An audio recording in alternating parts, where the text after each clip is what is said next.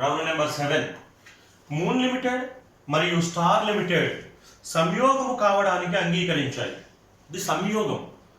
ఇప్పుడు దాకా మనం చేసిన లెక్కలు ఏవైతే ఉన్నాయో అవి సంలీనం, అంటే ఒక కంపెనీని మరొక కంపెనీ కొనదు.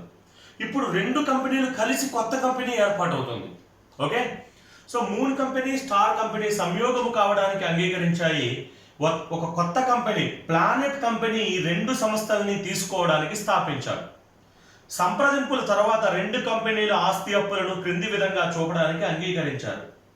ఈ కంపెనీలకు ఒక్కొక్క దానికి చెల్లించవలసిన మొత్తాన్ని ఏ విధంగా లెక్కగడతారో చూపి కొత్త కంపెనీ యొక్క సంయోగ ఆస్తి అప్పుల పట్టిక చూపండి అన్నాడు. ఓకే, స్టార్ మూన్ అనే రెండు కంపెనీలు సంయోగం అయిపోయి దాని స్థానంలో ప్లానెట్ అనే ఒక కొత్త కంపెనీ వస్తుందంట.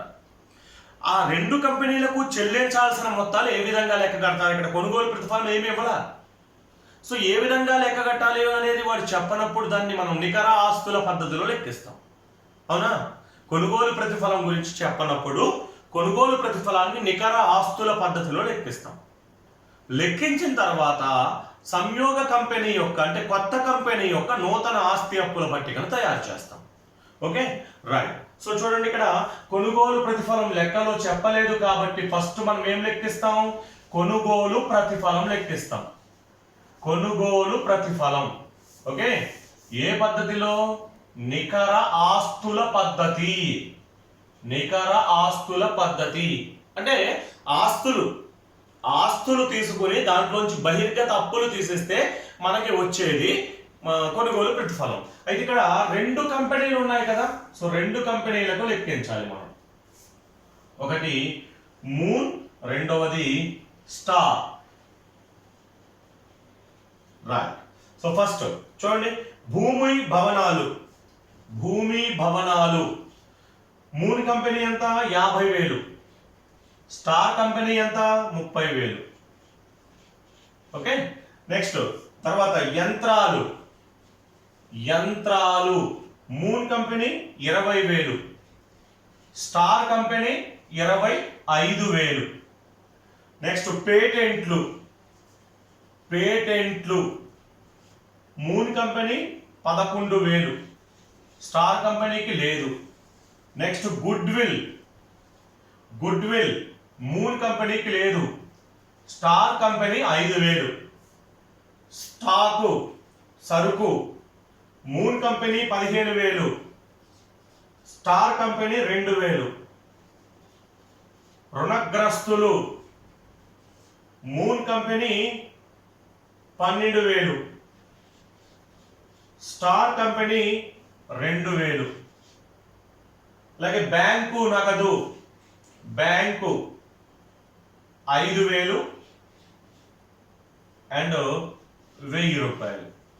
ఓకే, రెండు కంపెనీల ఆస్తులు తీసుకున్నాం. దెన్ టోటల్ చేయండి. 1,13,000 ఒకటి, 65,000 ఒకటి. 1,13,000 అండ్ ఇదేమో 65,000. దీంట్లోంచి మైనస్ బహిర్గత అప్పులు.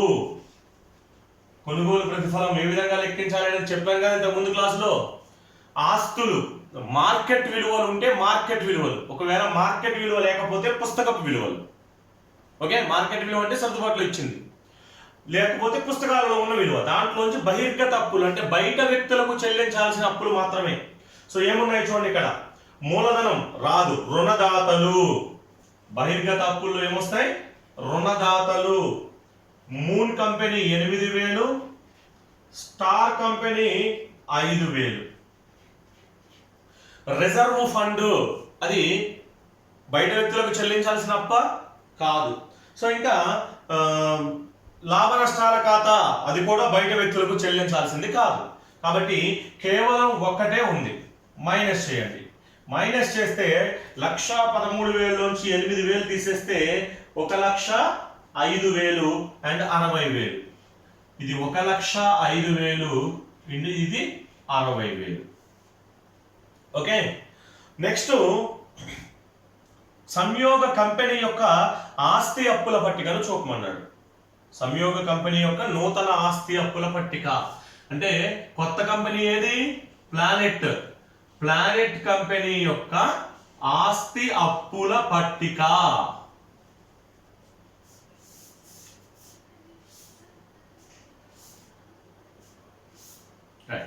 సో ఎట్లా ఏర్పడింది planet limited? Moon company, star company రెండు కలిసిపోయి ప్లానెట్ కంపెనీ ఏర్పడింది. అర్థమవుతుందమ్మా? మూన్ కంపెనీ, స్టార్ కంపెనీ రెండు కలిసిపోయి ప్లానెట్ కంపెనీ ఏర్పడింది కాబట్టి మూన్ కంపెనీ ఆస్తులు, స్టార్ కంపెనీ ఆస్తులు కలుపుకుంటే ప్లానెట్ కంపెనీ ఆస్తులు. అలాగే మూన్ కంపెనీ అప్పులు, స్టార్ కంపెనీ అప్పులు కలుపుకుంటే మనకి ప్లానెట్ కంపెనీ అప్పులు వస్తాయి. ఓకే, సో చూడండి ఫస్ట్ భూమి మూన్ ప్లస్ స్టార్ ఎంత?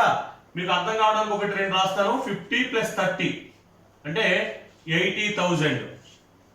ఇది అలాగే యంత్రాలు 2025 45,000. నెక్స్ట్ పేటెంట్లు జస్ట్ 11,000 మాత్రమే. నెక్స్ట్ స్టాకు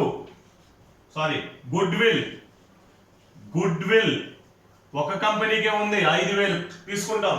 అలాగే స్టాక్ సరుకు 15,000 2,000 17,000. నెక్స్ట్ రుణగ్రస్తులు 12,000 2,000 14,000. అలాగే బ్యాంకు 5,000 1,000 6,000. ఓకేనా? ఈ రెండు ఆస్తులు కలిపాం. అప్పుల వైపుకు రండి. రుణదాతలు 8,000 5,000 13,000. సార్ మరి మూలధనము, లాభ నష్టాల ఖాతా ఉన్నాయి, అవి కూడా తీసుకోవాలా? తీసుకోకూడదు. పాత కంపెనీల యొక్క మూలధనాలు, పాత కంపెనీల యొక్క లాభాలు, పాత కంపెనీల రిజర్వులు ఇక్కడ రావు. మరి ఇక్కడ ఏమొస్తుంది అంటే దీని యొక్క మూలధనం ఏదవుతుంది అంటే పాత కంపెనీలకి కొనుగోలు ప్రతిఫలంగా ఏదైతే ఇస్తున్నామో ఆ కొనుగోలు ప్రతిఫలం దీనికి మూలధనం అవుతుంది, కొత్త కంపెనీకి. అర్థమవుతుందా? పాత కంపెనీలకి మనం ఏదైతే కొనుగోలు ప్రతిఫలంగా చెల్లిస్తున్నామో ఆ కొనుగోలు ప్రతిఫలంగా చెల్లించినది ప్లానెట్ కంపెనీకి మూలధనం అవుతుంది. సో ఇప్పుడు చూడండి, మూన్ కంపెనీకి మనం ఎంత చెల్లించాము? 1,05,000 చెల్లించాం. ప్లస్ ప్లానెట్ కంపెనీకి, స్టార్ కంపెనీకి ఎంత చెల్లించాం? 60,000 చెల్లించాం. అంటే 1,65,000 దీని మూలధనం. సో ఇప్పుడు టోటల్ చేయండి. 165 + 13 160 170 178. 1,78,000తో ఇవి రెండు టాలీ అవ్వాలి.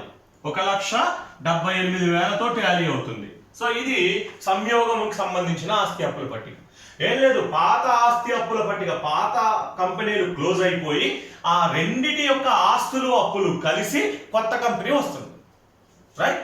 So this is problem number 7.